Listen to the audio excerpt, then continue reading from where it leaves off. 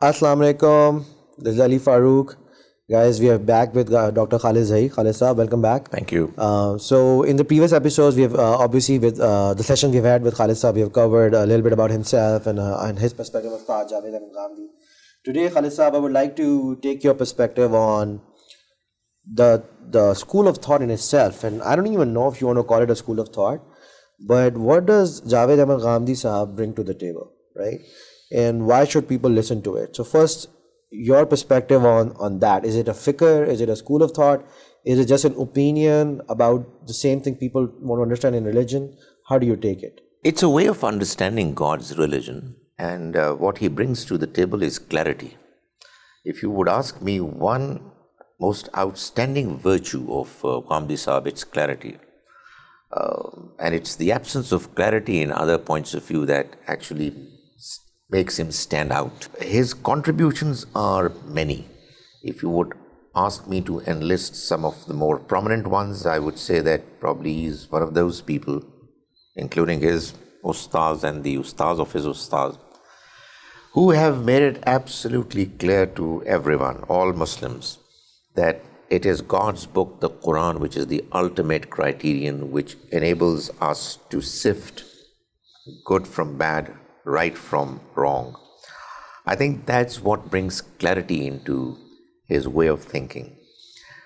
One of the other remarkable things that he's done is that he has made us clearly understand that it's not the Quran which is the only source of guidance for Muslims. It is the Prophet, may God's mercy be on him, who is the source of religion. And he has given us the Quran and the Sunnah. And Sunnah, like the Quran, is absolutely authentic and reliable, which is amazing.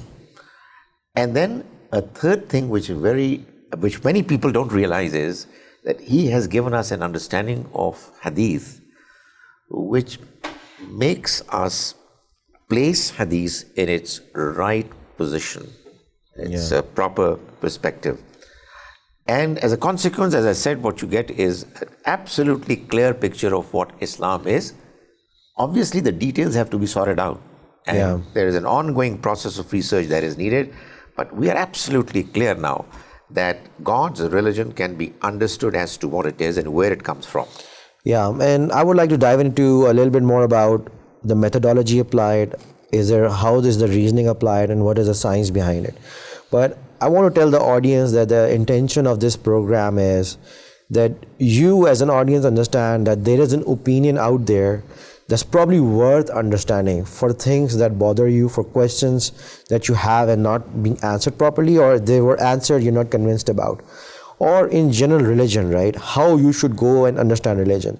So we're going to try to do this in these 15 minutes with Khalid Saab a little bit. So Khalid Saab, think about the audience being people who are relatively young and who are a little bit confused about how to understand religion, right? And I want to talk about all the three things you said, Quran, Sunnah, and Hadith, right? And then I also want to, again, for you to come back to from a Ghamidi Saab's thought perspective, right? What I understood so far is that there is an opinion that he provides with clarity about religion, how to understand religion, and about the topics in religion. Did I say it clearly and correctly? Yeah. Okay. So if someone has to understand religion, do they start from Quran? Okay. You see, it all depends on what the topic is. I mean, if you're talking about, let's say, prayers, formal prayers, salat, Quran is going to remind you about the fact that you've got to pray, but you will not take the way you would pray from the Quran, because the Quran doesn't tell you how to pray. Sure. So you'll take it from the Sunnah. So it all depends on what the subject is, what the topic is. However, no matter what the topic, if it's religious in nature, it cannot go against the Quran. The Quran is the ultimate judge, ultimate criterion. Before we move on to other questions, let me also clarify. One of the things that Ghamidi Sahib has done most effectively and brilliantly is to clarify that when it comes to seeking the truth, if you really want to be truthful, if you want to know the truth properly, you cannot afford to be emotional in your pursuit. You have to be Objective? absolutely objective and intellectual in your endeavors. Emotions should come later. In many cases, probably in most cases where there are differences, people are not listening to the other person because people are emotionally attached to a certain point of view. So I think that's another important thing that he has brought to the table, which I think should be taken seriously. So maybe you're coming from the perspective, understanding and assuming that a person has already gone through a traditional school of thought, and of course there's confusion in him. But let me take it back a little bit. Let's suppose me, for example, I'm trying to understand what is Islam, right? And I feel it's very traditional, very orthodox, and a little bit old school. This is a perspective, right? And there are certain modern aspects that it has not been able to keep up based on how I was told what Islam was, right?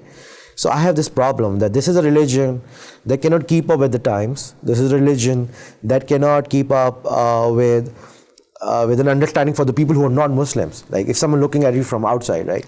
So now for me, what does Al-Mawrid, the school of thought that Gandhi Sahib bring, offer, and how should I start getting the right understanding? Should I start from Quran? You see, Ali, you have three things with you.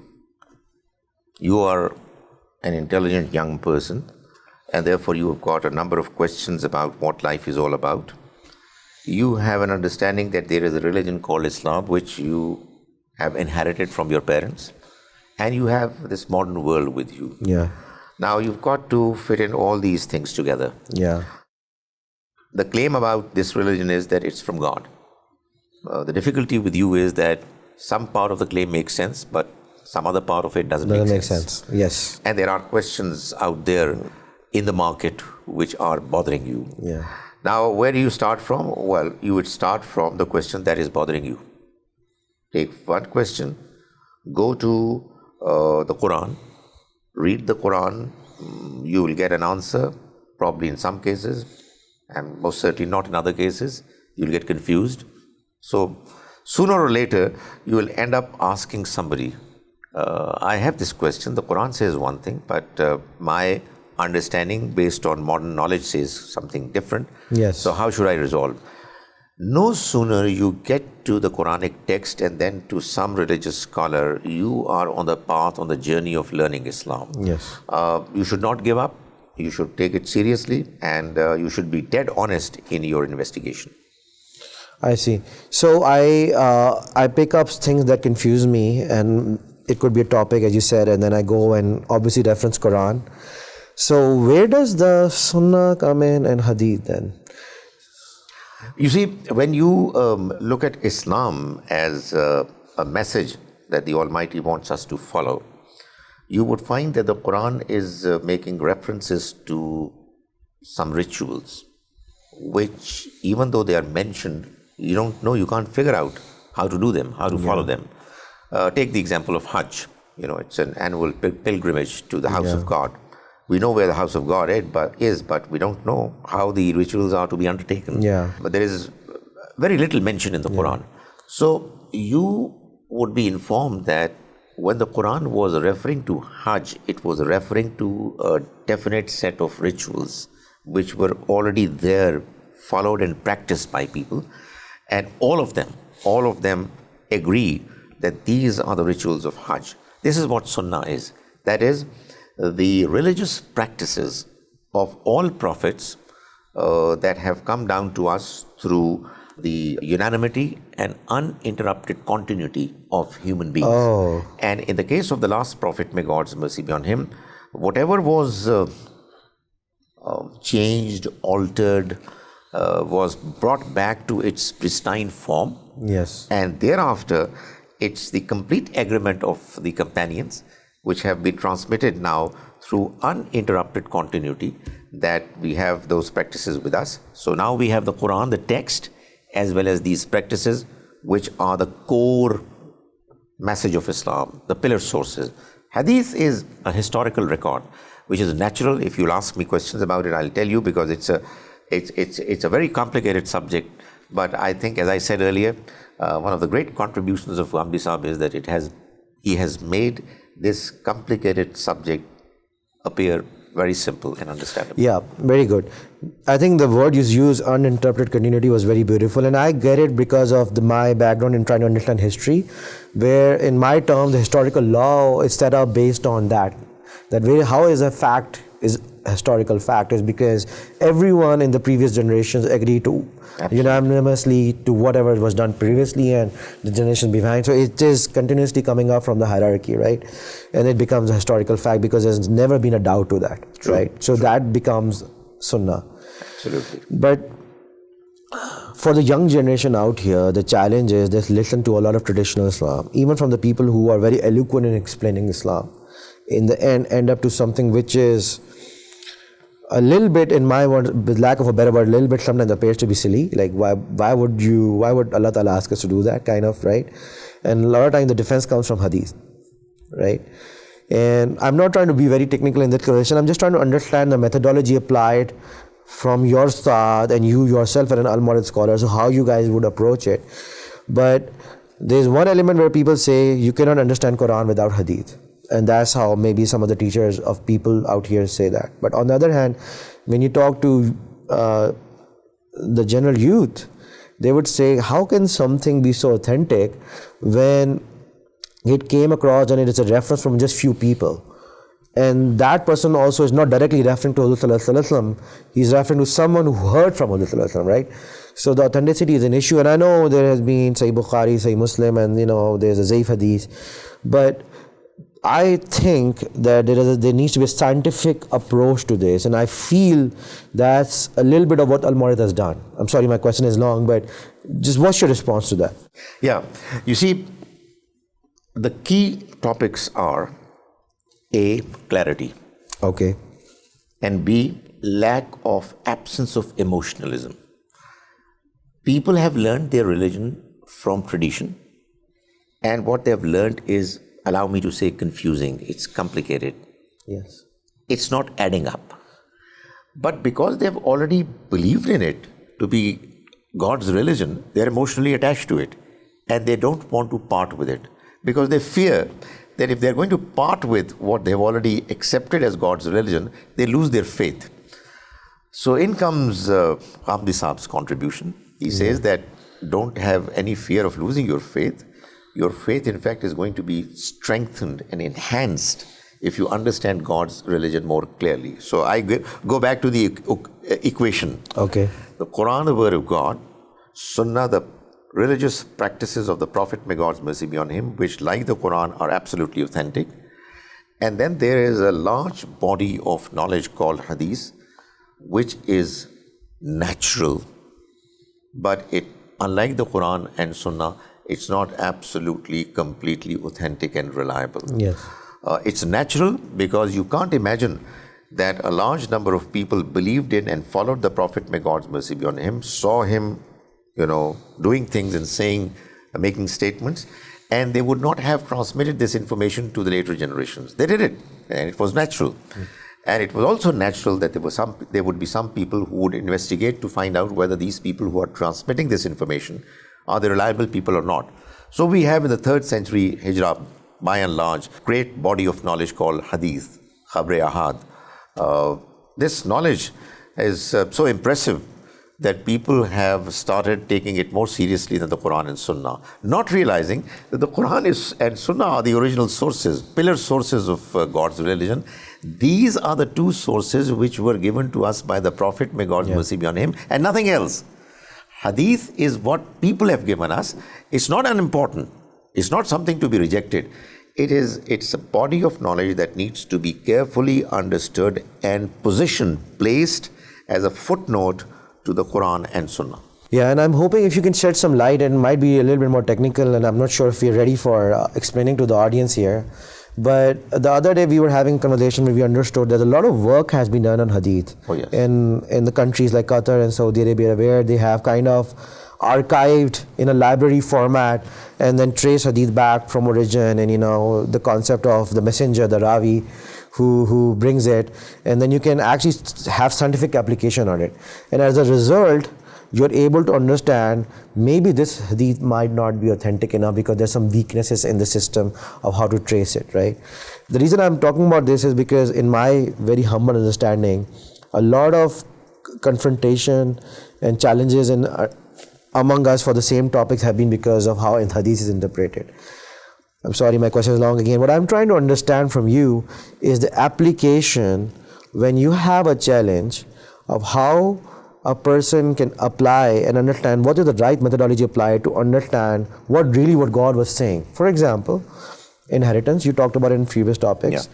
Parda, topics that interest us, about access, to music and access to other worldly things and not just religion itself. There's a lot of people who forget taking care of the things that are around them, their children, their parents and stuff, and they just focus on religion. There's so many things, right? Because maybe hadith kind of confuse them. Or it could be like Eid ka Chand issue or Taraweeh issue, Salatul Tasbih issue. There's like unending hundreds and hundreds of issues. Do you want to shed light? Do you think, is there application or methodology that is applied out here? Most certainly. You see, you have a topic at hand which is interesting, which interests you. Just find out. The first thing that you would want to find out is it mentioned in the Quran or not? Okay, first thing. If it's not mentioned in the Quran, then be absolutely sure that it is not a topic, subject which is of fundamental significance to Islam. Had it been important, the Almighty Himself would have mentioned it in the Quran. We have religious practices in the name of, in the form of Sunnah, but they're just practices. When you're talking about concepts, when you're talking about ideas, they have to be in the Quran. If you find that they're not in the Quran and they are in the Hadith literature, then you've got two things to do. One is more technical, and the other is probably based on more of common sense. It's technical as well, but you can understand it through your common sense. The technical part is what is called the criterion of riwayat. You find out, meticulously going into the details of what kind of people these narrators were. There's a large database of these individuals called Asma Rijal. Something like more than 100,000 people were involved in the 3-4 generations who transmitted this information called hadith. But obviously for most of us, lay people who do not know the technicalities of it, you rightly mentioned that there's a lot of work that has been done in the recent times in order for us to be able to find out more how this work was carried out and what were the problems and issues associated with it. But let's come to the other criterion, which is the criterion of darayat, which is actually trying to find out as to whether what is claimed to be said, referred to by the Prophet, may God's mercy be on him, can it be religion? Well, you will look at the Quran and try to relate the hadith with the Quran. If you are able to find that there is some mention in the Quran, which is what this hadith is explaining, well, you've done the job. You'll be satisfied. But if that's not the case, you'll use your common sense and find out as to whether the Prophet, may God's mercy be on him, may have said something which was relevant to his own times, and he was giving an instruction that was needed for his immediate project to be accomplished, and so on. So, we will do some work, and hopefully in each case you will come to a conclusion which will satisfy you. No, I think this is very well said. Basically, the way I understand it is that if you have a topic that bothers you want to understand, first of all, you have to understand how it was addressed in Quran or not. And then if it was not addressed in Quran, then why is it really a topic of religion or not? A lot of times we bring religion to everything. It could be very culture. And then if is there some addressability of that through the Sunnah, which comes from uninterrupted continuity, as you said. Right? From generations to generations. And for example, for the audience, like people memorize Quran, and it has moved on from one generation to the other generation, and it's called uninterrupted continuity. So we can say for sure that this is the real Quran that we know, right? So, and if not, then we go to a hadith for also reference. But a lot of times, if you really are serious about the topic, you need to find out the traceability. And there's a concept called mutawatir hadith, I know, which might be a bit more technical. So I want to continue in that in the second session for this episode. But I think simplifying, and see if it's in Quran, if not, is in it Sunnah or not. If it's a hadith, let's check out the validity of the hadith, and the topic will be answered correctly. So, Khalid Saab, we'll continue this because this is an interesting topic in the second session as well. Audience, thank you for this episode. We'll have this next one soon. Thank you. Assalamu alaikum.